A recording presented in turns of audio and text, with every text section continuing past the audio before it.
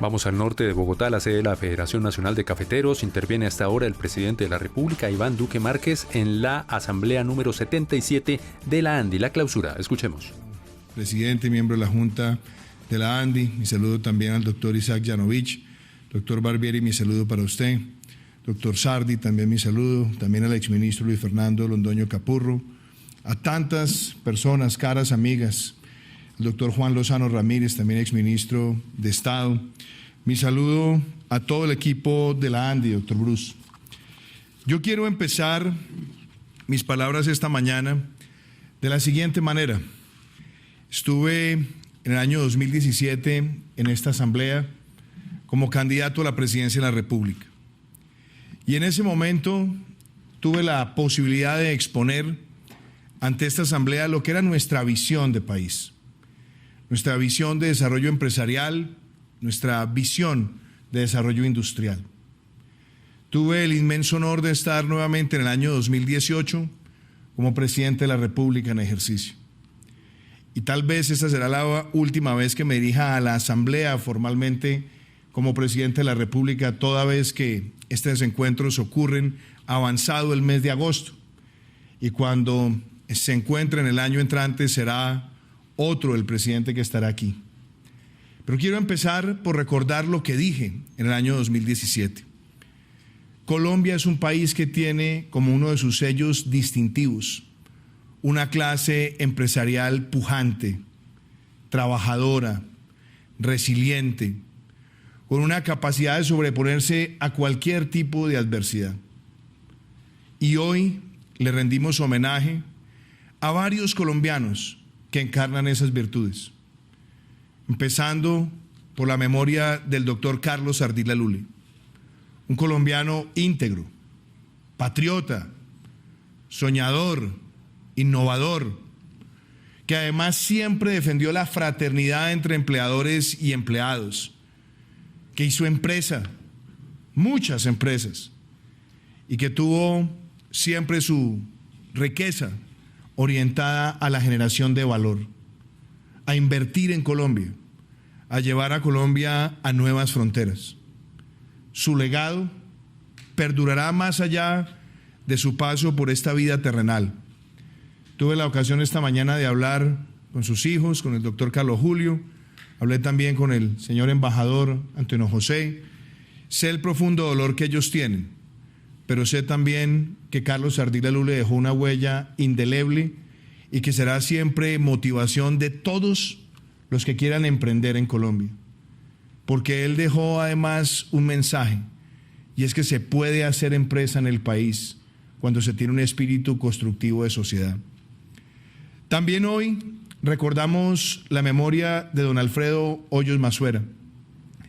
Tuve el inmenso placer de conocerlo, de tratarlo, de compartir con él en distintas ocasiones. Era también un hombre visionario, y recuerdo que siendo yo senador promoviendo las empresas de beneficio e interés colectivo, encarnando los principios del capitalismo consciente de Rashi Soda y también de John Mackey, él, como un miembro también de ese movimiento global, aportaba para generar valor. Y recuerdo además cómo muchas de sus ideas quedaron plasmadas en una ley que hoy, doctor Bruce, permite que Colombia tenga más de 500 empresas BIC registradas. Y de cumplir nuestra meta de gobierno con la ministra Jimena Lombana, tendremos a final del año más de 1000 empresas con ese registro, y Colombia será el país del mundo con más empresas de beneficio e interés colectivo. Ese mensaje de don Alfredo, hoy lo recordamos, y también a mí me complace decirlo. Tuve el inmenso honor de entregarle la Cruz de Boyacá en su tierra natal, de hacerlo en vida, y donde le dije: don Alfredo, siga aportando como lo ha hecho siempre. Hoy sé que su esposa, sus hijos, siguen también ese importante legado.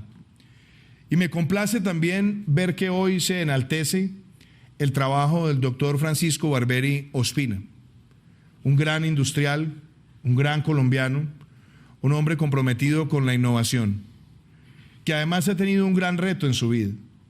Y fue también el de continuar la obra del doctor Francisco Barberi Zamorano, uno de los grandes empresarios del siglo XX en nuestro país. Usted, doctor Francisco, pudo llevar sus ideas, sus virtudes también a otro nivel. Y hoy tengo que decir que más allá del reconocimiento que a usted se le hace hoy al mérito empresarial, también hay en usted y en sus empresas, en las que ha venido también dirigiendo con importantes amigos y su propia familia que lo acompaña, pensando en la inclusión social como uno de los valores más importantes. Y yo no puedo dejar de decirle que parte de ese éxito que usted hoy que hoy lo enaltece, también tiene a su lado a una gran mujer, a la doctora Claudia Blum, a quien también quiero hacerle un gran reconocimiento, porque la he visto en lo público, pero también la he visto a su lado, acompañándola en muchos de estos propósitos. Y empiezo por hacer esta enumeración, doctor Bruce, porque cuando estuve en la ANDI en el año 2017 dije que lo más importante para quien quisiera gobernar a Colombia, y que por eso lo manifestaba de esa manera, es que Colombia no puede tener un espíritu vergonzante para la defensa del sector privado. La defensa del sector privado no es la defensa de una empresa A, B o C. La defensa del sector privado es la defensa de la libertad. Es la defensa de quienes quieren crear negocios, generar empleo, transformar sectores y proyectar hacia el futuro una visión de país. Por eso lo dije, que la más importante de las amenazas que tenía América Latina eran esos discursos trasnochados del capitalismo que no pensaban en lo social.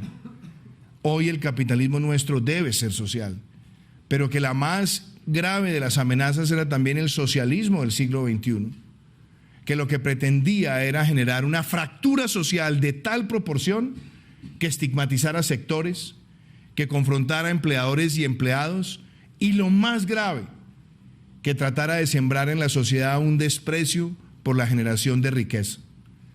Por eso fui a esa asamblea a defender con todas mis fuerzas una visión de un país pro empresa, pro libertad económica, y que pudiera proyectar su crecimiento en función de esos pilares.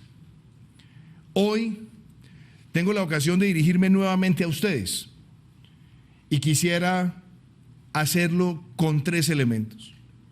¿De dónde venimos? ¿Dónde estamos? ¿Y hacia dónde vamos como nación?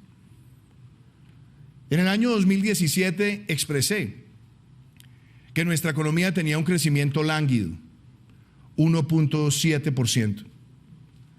En el año 2017 expresé que todas las reformas fiscales que se habían adelantado en Colombia en los últimos 20 años siempre le habían pasado la carga de facturación tributaria a las empresas, que nos encontrábamos con altísimos niveles de carga impositiva de renta corporativa que nos hacían ser menos competitivos.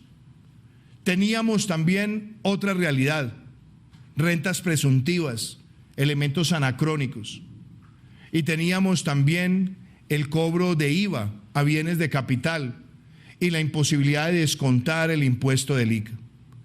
Eso hacía que para el año 2017 Colombia tuviera uno de los más altos niveles de tributación corporativa en América Latina y por lo tanto ni generaba más ingreso ni generaba más crecimiento.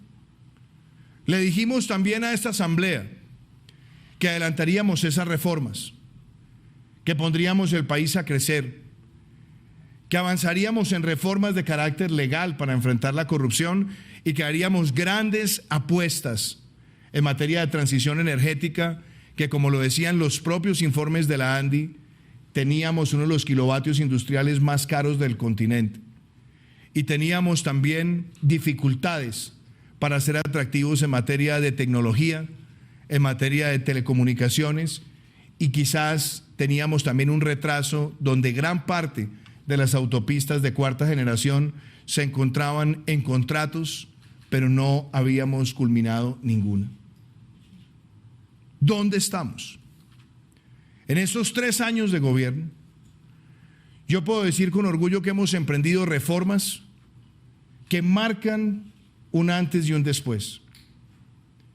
Cuando cerramos el año 2019, doctor Bruce, ya habíamos pasado por la primera reforma fiscal que nos permitió reducir el impuesto de renta corporativo, que nos permitió a nosotros descontar el 100% del IVA a los bienes de capital, descontar el 50% del impuesto del ICA, de la declaración de renta, y además estábamos avanzando hacia la creación de un régimen simple que diferenciara las tarifas tributarias entre las empresas nacientes en consolidación y consolidadas, y además irrumpir con un sistema de facturación electrónica que nos permitiera ser cada vez más eficaces en la fiscalización. Le dijimos a muchos de los incrédulos que esas reformas detonarían crecimiento, aumento del recaudo e inversión. Y cerramos el año 2019 con un año de implementación de estas medidas, con el mayor crecimiento de los últimos años y creciendo por encima del promedio mundial, el promedio regional y el promedio de la OCDE. Aumentamos el recaudo en un 10% y registramos el menor déficit fiscal en años, además de registrar el primer superávit fiscal primario desde que existe la regla fiscal. Cerramos ese año 2019 con la mayor inversión extranjera directa en 6 años, con el mejor año del turismo, con más de 5 millones de visitantes no residentes. Y empezaba el año 2020 viendo los meses de enero y febrero registrar crecimientos superiores al 4%. Así empezaba para nosotros el año pasado. Después tuvimos que enfrentarnos a una situación inesperada, inusitada, pero al mismo tiempo retadora. Una pandemia global estaba afectando las relaciones de todos los seres humanos, nuestra interacción, nuestra convivencia en familia, nuestras relaciones laborales, las posibilidades de encontrarnos socialmente, en la cultura, en la gastronomía, en los eventos cotidianos. Y nos encontramos con que en nuestro país, que ya tenía para ese momento 5.300 unidades de cuidado intensivo, muy por encima de muchos de los países de la región, los primeros vaticinios del Instituto Nacional de Salud era que tendríamos más de 100.000 muertos en los primeros 3 meses de la pandemia.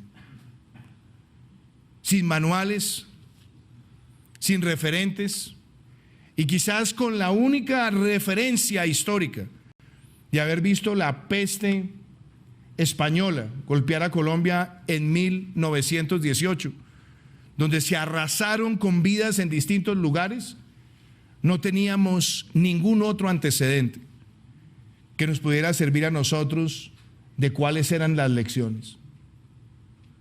Pero no nos quedamos quietos, ni nos quedamos impávidos ni incautos. Obramos con velocidad en un momento donde los discursos trasnochados del socialismo del siglo XXI planteaban a la sociedad una dicotomía inexistente: o la salud o la economía. Un debate prácticamente pueril, pero malintencionado. Y le planteamos al país que no existía tal dilema, que sin buena salud no tendríamos una economía vibrante, y sin una economía vibrante no tendríamos cómo fortalecer el sistema de salud. Por eso nuestras medidas duras, y creo que las más difíciles que haya tenido que emprender gobierno alguno, nos permitieron a nosotros decirle a Colombia que el aislamiento preventivo obligatorio sería un camino para fortalecer el sistema de salud y que lo haríamos teniendo cerca del 40% de la actividad económica operando. Así se nos fueron los primeros 19 días, en incertidumbres, pero tratando de llevarle un mensaje a la nación en momentos donde las vacunas ni siquiera eran una posibilidad y que teníamos que adaptarnos en el distanciamiento físico, en el uso del tapabocas, también los protocolos de bioseguridad, e iniciar paulatinamente con esos protocolos esa recuperación. Por eso le dijimos a Colombia que nuestra acción sería en 3 frentes, doctor Bruce: el frente de la salud, el frente social y el frente económico. En el frente de salud, y eso nos permite entender dónde estamos. Nosotros pasamos de 5.300 unidades de cuidado intensivo a más de 12.000 hoy, donde tenemos la mayor relación en América Latina y el Caribe de unidades de cuidado intensivo por 100.000 habitantes o por millón de habitantes. Pusimos en marcha más de 160 laboratorios con capacidad de procesar más de 100.000 pruebas diarias. Lanzamos la estrategia PRAS para hacer rastreo, prevención, aislamiento selectivo. Y empezamos un proceso de valoración, de negociación, de adquisición y de materialización de un plan nacional de vacunación que a hoy, apreciados amigos, ya tiene más de 31 millones de dosis aplicadas en Colombia. Que avanzamos rumbo a los 35 millones de colombianos vacunados totalmente, y que además logramos articular en la secuenciación de ese plan un trabajo con el sector privado, que hoy le quiero reconocer a la ANDI, también a usted, doctor Bruce, que es la mayor APP de equidad que ha tenido Colombia. Más de 200 millones de dólares invertidos por el sector privado, también para contribuir a este plan, que es un plan que llega a todos los segmentos de la población, que cubre todos los municipios, y frente al cual como presidente tuve siempre una bandera: el presidente actúa con ejemplo y se vacunará en el momento en que el turno así se lo asigne. Por eso me vacuné después de 14 millones de colombianos. Y ese principio, que hoy se extiende y que llega a nuevos grupos etarios y que llega a todos los municipios por debajo de 100.000 habitantes, a toda la población, es una demostración de que hemos sido capaces de sacar adelante el más grande empeño de salud pública en Colombia, y lo sacaremos adelante porque es nuestro deber moral. En adición a eso, sacamos adelante la ley que le paga al residente, los pagos a la primera línea de la vida, que son pagos excepcionales, bonificaciones por su servicio. Avanzamos con el giro de más de 3 billones de pesos en el esquema de punto final. Pusimos en marcha el mayor esfuerzo de telemedicina en Colombia, que hoy nos permite tener millones de consultas. Y en adición a eso, hemos logrado que municipios que nunca se habían soñado con tener una unidad de cuidado intensivo hoy lo tengan, para que ese no sea un privilegio de pocos. En materia de salud, es mucho lo que nos hace falta quizás como sociedad, pero qué importante reconocer que lo que Colombia tiene hoy ha sido producto de las reformas que han evolucionado y que han estado lejanas a la demagogia y el populismo. A muchos de los enemigos del sistema de salud me llama mucho la atención verlos llegar a las EPS que tanto critican para que se les aplique una vacuna masiva y gratuita. Esto para decir que no se trata de eludir las reformas, bienvenidas todas, pero no las reformas que quieren destruirlo todo para tratar de convertir cada acción política en una acción destructiva. Ahí se demuestra lo que un país puede hacer cuando evolucionan positivamente sus políticas públicas. Y debo decirlo también en el plano social, porque hay muchas cosas que hoy parecieran que están dadas, pero en este año y medio de lidiar con este enemigo invisible, y además que nos ha arrebatado más de 120,000 vidas de nuestros compatriotas, podemos decir también con orgullo que Colombia ha tenido una renta básica de emergencia que la llamamos ingreso solidario y que ha estado presente por más de 18 meses y que de extenderse también hasta diciembre del año 2022, como lo estamos trabajando con el Congreso, serán 32 meses apoyando a las familias más vulnerables de Colombia, a más de 3 millones de hogares. No hay ningún esfuerzo de esa naturaleza en la historia de la política social en nuestro país. Y el programa de apoyo al empleo formal PAEF, de la cual muchos de ustedes también han sido beneficiarios. Este programa que subsidia 40 o 50% del salario mínimo legal mensual no tiene ningún precedente en ninguna crisis económica que ha tenido Colombia.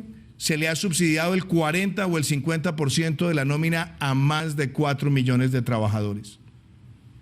Y gracias a esas herramientas hemos podido contener muchos de los avatares que trae esta pandemia y por eso fuimos una de las economías que menos decreció en América Latina y una de las que más rápido salió de los procesos recesivos, inclusive en el primer trimestre de este año, creciendo por encima de países como Chile o como México, que para ese momento tenían avances más notorios en sus planes de vacunación.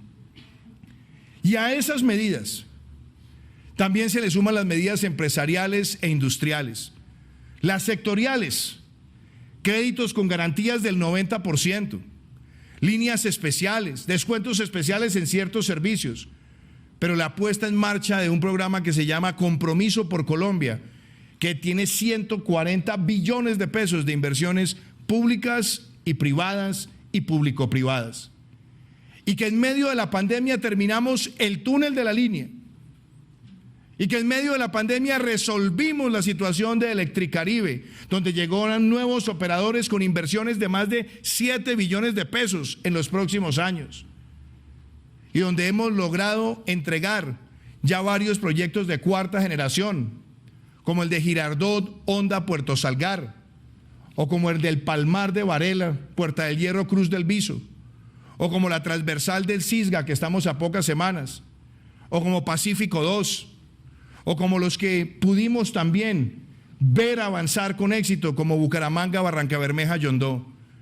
En medio de esta pandemia vamos a entregar 20 de 29 concesiones de cuarta generación, 9 que quedarán para terminarse en los siguientes 8 meses a la culminación de nuestro gobierno y 15 proyectos de licitados y adjudicados, donde está, por ejemplo, el del Canal del Dique o el de la navegabilidad del río Magdalena, y que representan también una esperanza de reactivación económica. Y a esas medidas también se suma la transición energética. Ha sido en medio de la pandemia donde Colombia ha pasado de tener el 0.2% de energías renovables no convencionales a cabalgar hacia un 10%, y si sumamos los proyectos adjudicados y por culminar, más del 14% en nuestra matriz, y que con la nueva subasta representarán la ruta hacia el 20% de la transición energética, donde las renovables no convencionales llegarán para quedarse y con la nueva ley de transición energética aportarán a reducir el costo del kilovatio industrial y del costo de energía de millones de familias en nuestro país. Y es en medio de la pandemia como hemos logrado las mayores ventas históricas de vivienda, como lo decía hoy la propia infraestructura de Camacol en sus redes. Hemos registrado en el último mes el mes de más ventas de vivienda en la historia de Colombia, jalonado por las ventas de vivienda de interés social. Estos no son logros individuales, no son logros del presidente Duque o del gobierno Duque, son logros de un país que quiere seguir adelante, que quiere salir adelante, que no se deja amainar ni siquiera por la pandemia, y que sabe que el camino hacia adelante implica desarrollo empresarial.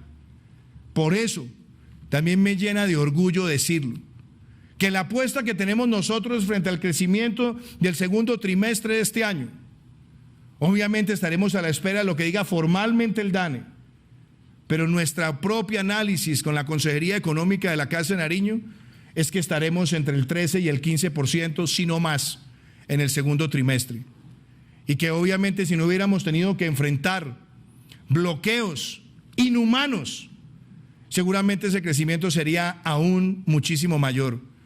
Pero la demostración de lo que logra Colombia, de lo que somos capaces de hacer como país, es lo suficientemente elocuente para darnos cuenta que si bien enfrentamos adversidades, el optimismo está soportado en hechos.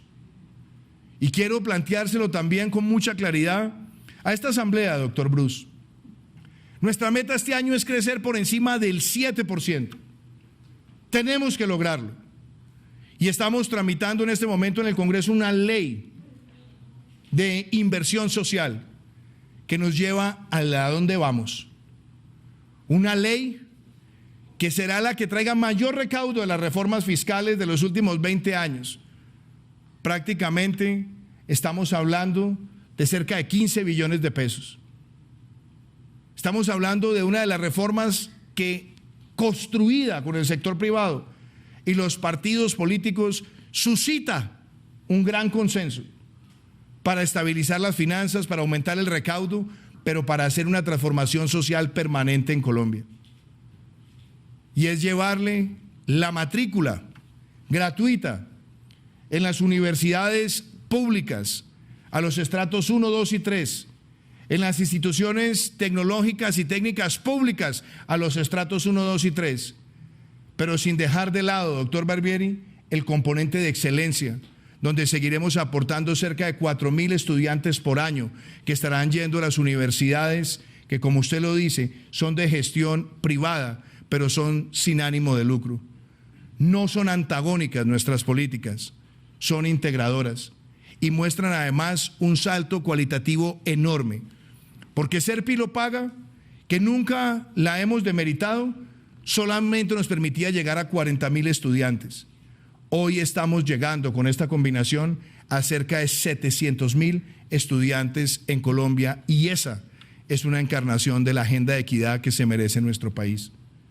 Esa ley de inversión social también es muy clara en financiar el subsidio para el nuevo empleo y el nuevo empleo juvenil, donde se va a pagar el 25% del equivalente al salario mínimo legal mensual, que es la proporción de la seguridad social de los jóvenes, donde con 600.000 o 700.000 jóvenes que tengan un nuevo empleo, recuperaremos niveles de desempleo juvenil prepandémicos y seguiremos con una tendencia decreciente.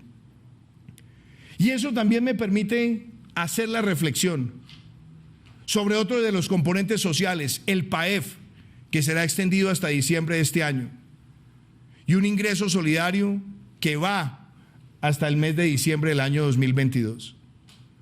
Toda esta agenda nos tiene que servir para recuperar lo perdido en pobreza por cuenta de la pandemia, reactivar nuevos empleos, y nos permite también fijar las prioridades de país, que no son ni izquierda ni de derecha, son de Colombia, y que no ameritan que estén en ningún tipo de vaivén o manoseo ideologizante.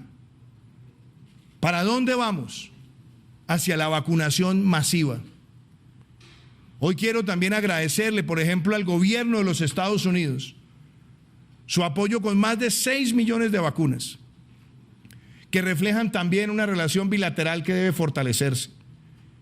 Celebro todo lo que ha hecho el sector privado y juntos ya tenemos más de 31 millones de dosis aplicadas.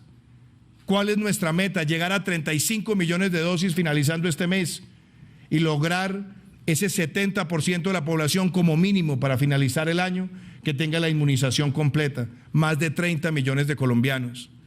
Y de la mano con la ciencia llegar a nuevos grupos etarios que así lo determinen, y también tener toda la previsión para el caso de tener que aplicar refuerzos en el año 2022. Vacunación masiva, prioridad. Reactivación segura. Y reactivación segura es decir con claridad que no se resuelven las brechas sociales si no nos reactivamos todos. De ahí mi rechazo categórico a los bloqueos, porque los bloqueos no son cortes de ruta, son cortes de vida, son afectación de los derechos colectivos, y nadie que pretenda hacerle bien a una sociedad puede proponer un bloqueo como mecanismo para ser escuchado en una democracia y en un Estado de Derecho. Nosotros tenemos que reactivarnos y seguir con fuerza en los restaurantes, en las empresas, en las industrias, en los teatros, en los estadios, en todos los lugares, manteniendo los protocolos de bioseguridad, pero ver a nuestro país avanzar con la responsabilidad suficiente para conciliar las medidas farmacológicas como la vacunación con las no farmacológicas que dependen de nosotros. La tercera prioridad, atender a los más vulnerables. De ahí la extensión del ingreso solidario, la matrícula gratis, el subsidio al empleo y la promoción también de nuevos puestos de trabajo para otros grupos etarios. La estabilización de las finanzas públicas, nuestro cuarto objetivo. Y esto requiere sacar adelante la reforma, pero también la austeridad nuestra y la lucha contra la evasión y la fiscalización y también la lucha contra la corrupción, donde tiene que existir cero tolerancia a partir de las normas que hemos sacado, entre ellas la que incluye que se abole en Colombia por completo la casa por cárcel para personas condenadas por corrupción.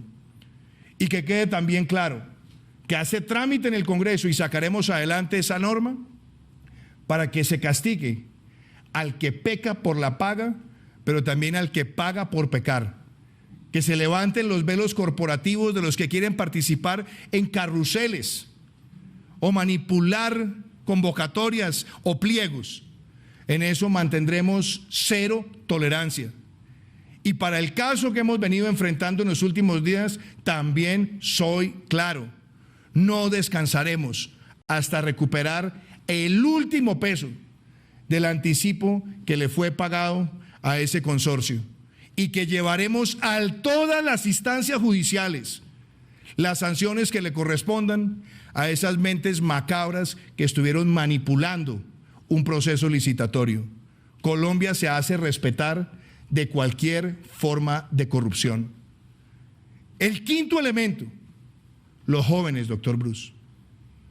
Los jóvenes han sido los más afectados por esta pandemia. El incentivo laboral, la matrícula gratis, los jóvenes propietarios, porque para sorpresa de muchos, este crecimiento en las ventas de interés social muestra que más del 40% de quienes han comprado esta vivienda son jóvenes entre 18 y 28 años, que con una tasa de largo plazo y además una cuota fija puede construir el sueño de ser propietario. También los quiero invitar a ustedes, a la ANDI, a que apoyen este año la elección de los consejos municipales de juventud, donde el 28 de noviembre tendremos jóvenes entre 14 y 28 años votando y eligiéndose para estar en sus municipios, en sus departamentos y a nivel nacional incidiendo en las políticas públicas. No hay una experiencia de ciudadanía juvenil como tal en ningún país del hemisferio. Apoyar este mecanismo es mostrarle a la juventud que es más valioso el camino de la propuesta al llamado que les hacen muchos a la protesta o inclusive al que le hacen muchos también a la violencia. Por eso hace parte de nuestras prioridades. Y el sexto elemento, transversal, necesario, es seguir avanzando en la seguridad, porque sabemos que la inseguridad ciudadana nos afecta, nos amenaza, pero qué bueno también reconocer que llevamos 3 años registrando las menores tasas de homicidios en prácticamente 40 años, las menores tasas de secuestros desde que existe la medición de ese indicador, las mayores incautaciones de droga, la mayor destrucción de laboratorios, pero en este año tenemos que lanzar nuevos planes de choque en muchas de nuestras ciudades capitales para recuperar esa percepción ciudadana. 6 prioridades que trazan el camino para nuestro último año de gobierno. Pero el hacia dónde vamos también me permite a mí decirlo en esta asamblea. Colombia no puede caer en las garras de quienes creen que el ejercicio del poder es una forma de interferir en las libertades empresariales. Un gobernante no puede decirle a una nación cuáles son los productos que sí y cuáles son los productos que no. Cuáles son los sectores que sí y cuáles son los sectores que no. No le puede pretender decir a la sociedad que todo el que genera empleo es sencillamente un rico al que hay que perseguir y que todo el que depende laboralmente de él es un pobre que tiene que reivindicar sus derechos sobre la base de la confrontación. Esos discursos son los que han generado grandes fracturas en América Latina. Esos discursos son antiempresariales, pero son antilibertad, antidemocracia, y son también anti los valores de nuestra Constitución, que en su artículo 333 habla con claridad de la función social de la empresa. Colombia necesita discursos sobre el futuro que no miren al empresariado con sentido vergonzante, que no sientan que defender la libre empresa es entonces caer en ese estigma de proteger a los que tienen. No se construye una sociedad pujante si no hay sentido empresarial, y hay que defenderlo. Y ojalá las voces que se han escuchado aquí y que estarán emprendiendo los caminos de las pretensiones electorales tengan eso claro, porque hoy, cuando honramos a 3 grandes industriales, fueron personas que nadie se interfirió en sus libertades, pero que cumplieron la ley y la Constitución para hacer empresa con dignidad y con ejemplo. Mi invitación es muy clara, que tenemos que defender nuestra democracia y nuestras libertades. No es regalada, no está ahí, la tenemos que defender. Y por eso, frente al futuro, el futuro de nuestro país está cimentado en ese emprendimiento, que ha sido además una de las grandes virtudes que esta Asociación Nacional de Empresarios ha tenido en su historia. Yo quiero invitarlos a todos ustedes a que entendamos que la resiliencia no es una palabra vaga, que Colombia es un país resiliente, que convierte la adversidad en oportunidad, y que lo que hemos logrado en medio de la pandemia lo hemos hecho sorteando la peor crisis migratoria que se ha registrado en el continente, que lo hemos hecho también enfrentando choques externos, y que lo hemos hecho también manteniendo permanente y activa nuestra lucha contra cualquier forma de criminalidad. Esa Colombia, la que se sobrepone a todo, es la que nos tiene que llevar a ser optimistas. Vivimos en un mundo donde se utiliza mucho esta frase, percepción es realidad, y sobre ella cabalgan muchos de los que intentan generar percepciones de cara a las elecciones para que el discurso del caos promueva su ascenso al poder. Esa no es la Colombia que queremos. Queremos la Colombia de propuestas, de creatividad, de innovación y de talento, por la que llevamos trabajando 3 años intensamente. Y créame, doctor Bruce, que en este año que nos queda de gobierno sacaremos adelante la vacunación masiva, la reactivación segura, el más importante programa social que haya tenido nuestro país, además de la estabilización de las finanzas públicas, demostrarle a la juventud que tendrán un pacto a 10 años de 25 billones de pesos sustentado presupuestalmente para que cada inversión se traduzca en formación de capital humano, y que la seguridad será defendida como un valor democrático y sobre todo como un bien público para todos. Así que el 7 de agosto del año 2022 le estaré mostrando a Colombia con amor que estas convicciones son cumplir la palabra con hechos, y que lo que aquí se viene construyendo con la ANDI siga perdurando, porque sector público y sector privado no son antagonistas, trabajan de la mano. Vemos con pesar que muchos países de América Latina hoy tienen esa confrontación, grave error. Colombia nunca la ha tenido, nunca la deberá tener, y por el contrario, todos podremos construir un mejor país. Muchísimas gracias. Escuchamos y vimos al presidente de la República, Iván Duque, en la clausura de la Asamblea número 77 de la ANDI, la Asociación Nacional de Empresarios de Colombia, y el 6º Congreso Empresarial del Gremio de Industriales. Ha hecho una defensa del presidente Duque del sentido empresarial como un sentido de libertad. Crear negocios, generar empleo, proyectar la visión de país son las líneas generales de este discurso, que basó en 3 momentos: el antes, el actual, el presente y la proyección. ¿Hacia dónde va el país? ¿Hacia dónde se dirige con esta defensa del sector industrial como el gran jalonador del empleo y del desarrollo en Colombia?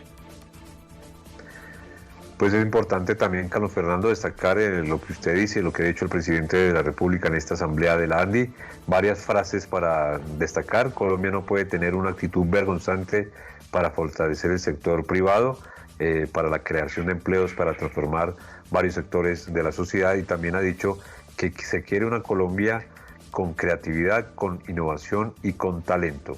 Y obviamente, como escuchamos, cuestionó las voces que no construyen, que quieren fracturar al país. Son algunas de las palabras del presidente de la República, y ha insistido en que se debe defender la democracia y las libertades. El presidente ha hecho pues un recuento de todas las acciones del gobierno nacional, de todos los esfuerzos en materia económica desde 2019, incluso en plena pandemia, para de alguna manera seguir fortaleciendo el aparato productivo del país, para seguir reactivando la economía en medio de los conflictos y las dificultades de la pandemia. El presidente también ha dicho que pues obviamente el país debe seguir trabajando unido para reactivar el país y dejar a un lado los discursos trasnochados del capitalismo, que hoy en día, Carlos Fernando, según el presidente, debe ser un capitalismo con una visión totalmente social. Social, porque ese capitalismo que se llamaba en la década de los 90 el capitalismo salvaje, al que aludió el presidente Duque, pues justamente dejaba lo social de lado. Pero también una de las amenazas que ha insistido es el tema del llamado socialismo del siglo XXI, que busca fracturar y que busca generar un desprecio por la generación de empresa y la generación de riqueza. Así es, Carlos Fernando, y Slobodan, también el mandatario habló acerca de la agenda de equidad del país, que hace referencia a la ley de transformación de inversión social y precisamente el legado del presidente Iván Duque hacia el dónde vamos, hacia dónde va la nación, que más o menos son aproximadamente 7 puntos importantes: vacunación masiva, reactivación segura, atender a la población vulnerable, la estabilidad de las finanzas públicas del país, los temas tratados con juventud, avanzar en la seguridad y defender la democracia y libertades en nuestro país. Los logros de un país, Slobodan y Zahira, que quiere salir adelante, tienen que pasar por el camino del desarrollo empresarial. Otra de las frases de los titulares del presidente Duque, Slobodan. Sí, el presidente también le insistió en que el país debe trabajar en 3 ejes fundamentales: el tema de la salud, el eje de lo social y también el eje o el frente de lo económico. También hay que destacar lo que al comienzo destacó el presidente de la República. Dijo que el sector empresarial colombiano era un sector fortalecido, y reconoció e hizo obviamente un homenaje al empresario colombiano que falleció hoy, al visionario Carlos Ardila Lule. Dijo que es un hombre con mucha tenacidad, un hombre íntegro, un patriota, que creó muchas empresas en nuestro país, que invirtió en Colombia y que siempre quiso llevar a nuestro país por fuera de las fronteras. Dijo que nuestro sector empresarial es un sector pujante, resiliente. También, como decíamos, recordó la memoria del señor Carlos Ardila Lule, y también de otro hombre bien importante. Destacó en la vida de Francisco Barberio Espina, otro importante industrial, y de Alfredo Hoyos Mazuera, también un reconocido empresario, un hombre visionario, como lo calificó el presidente de la República, y que fue el pionero, uno de los pioneros de la avicultura en Colombia. Es uno de los fundadores de la compañía de restaurantes Frisbee. Bien, pues además, noticia, sin chiviar al DANE, como dijo el propio presidente Duque. Crecimiento, ojo, atención, en el segundo trimestre, cuando lo confirme el DANE, estará entre 13 y 15% de crecimiento en el país. ¿Cómo hubiese sido ese crecimiento sin bloqueos? Que calificó y que rechazó una vez más. Bloqueos inhumanos, que son bloqueos de vida y que no son cortes de ruta como se ha pretendido decirle al país que son. ¿Cómo hubiese sido ese crecimiento del país que demuestra claras luces con estas cifras que va en camino de la reactivación? Y también habló sobre la estimación que ha hecho ya el Banco de la República del crecimiento del 7% para este año. Entonces, pues ahí el presidente, como usted lo dice, estimó ese crecimiento del 13 al 15% para el segundo trimestre del año, y pues obviamente también destacó ese nivel de crecimiento económico que lleva el país a pesar, y lo insistimos, a pesar de todos los problemas y obstáculos que ha puesto la pandemia en Colombia. Así es, Slobodan. Otro punto importante también es que apunta a la reactivación económica es las más de 31 millones de dosis aplicadas, en donde avanza el Plan Nacional de Vacunación y que se espera que a finalizar este mes lleguemos a los 35 millones de dosis aplicadas en el país. Bueno, y con pues con este resumen yo creo que fue un discurso muy parecido al del 7 de agosto. 7 de agosto. El 20 de julio también. Sí, el del 7 de agosto, donde el presidente obviamente habló de los sectores que han jalonado la economía colombiana, de los retos, como los explicaba Zahira, sobre esos 3 ejes: salud, social y el tema económico, y pues obviamente anticipó esa meta de crecimiento para el segundo semestre del año. Unos logros que son de país, que él ha insistido en este tema, no son logros de Iván Duque como presidente o de gobierno, sino que son de todo el país y que muestran la capacidad de resiliencia del pueblo colombiano. Casa de Nariño en línea.